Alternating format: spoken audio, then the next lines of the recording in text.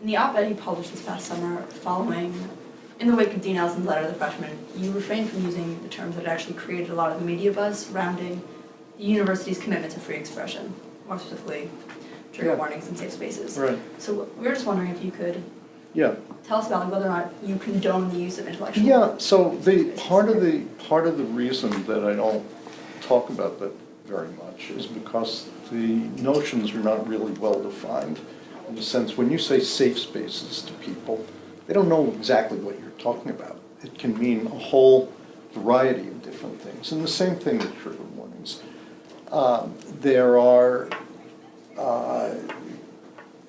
situations in which these have negative effects. There are situations in which they're perfectly fine. It's so context driven that I don't,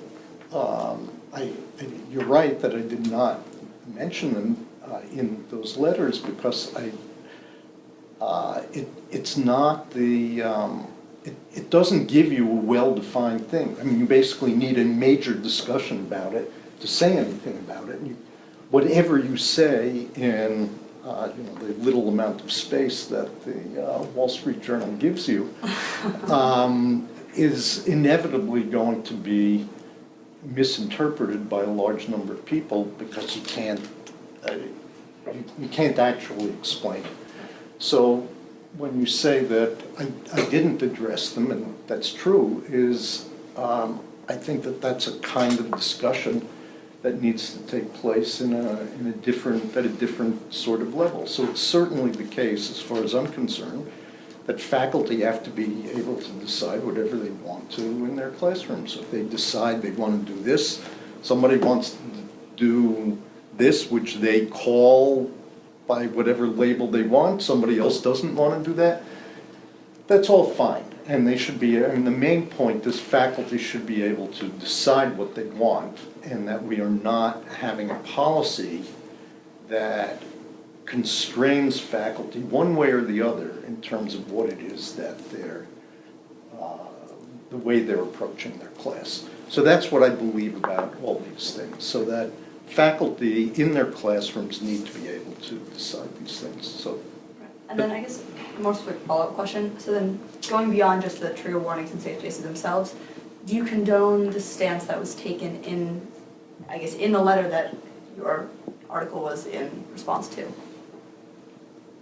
If that makes sense. So do you agree with the letter that was released, or just tell us about your feelings about the letter itself, the original letter? Dean Ellison. Well, my op-ed appeared before, you're talking about Dean Ellison's letter. Right. Yeah, so my op-ed appeared before Dean Ellison's letter, so it was not in response to Dean Ellison's letter. I think, again, I think Dean Ellison's letter has been subject to the same type of confusion because of the use of what did it mean exactly. So there are interpretations of the letter that are fine and interpretations of the letter that are problematic if you view it as, do you view it as something that says we're not having any policy that constrains faculty, makes faculty do things, or do you read it as something that says, in fact, we're telling faculty what to do? So again, and it's been interpreted that way by different people have interpreted in different ways. So that's from my point of view, there's an unproblematic interpretation and a problematic interpretation.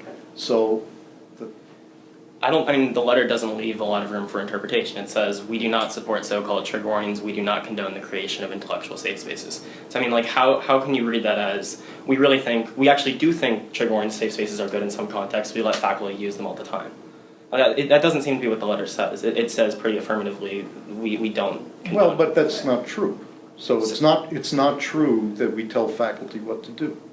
So, if that's the interpretation, it's a factual error, because it can't be the case, because he may say that, but it's not university policy to tell faculty what to do. So.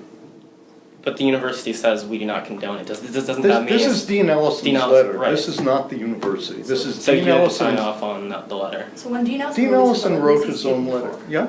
when he released that letter, when he said the university, who exactly was he speaking for? Well, he was not speaking, he was not representing university policy if you're reading it that way. So this is the conundrum. So the we isn't the administration. If you interpret it as saying that we will not let faculty do things, it's factually incorrect and certainly not supported by anybody I know. So that's why the language, I agree that the letter is written in such a way that you can interpret it that way, but that's not what we do. It's not our policy, never has been, and is not going to be. So that's why that's the difficulty. So if the reading of this is it is the university's policy that faculty cannot use trigger warnings in their classroom, that's incorrect. Right, and the university's been clear about that, but the letter does say, I mean, even if I understand what it says, but it can't, it's either incorrect or doesn't mean what it seems to say, right? I mean, because it's not the reality.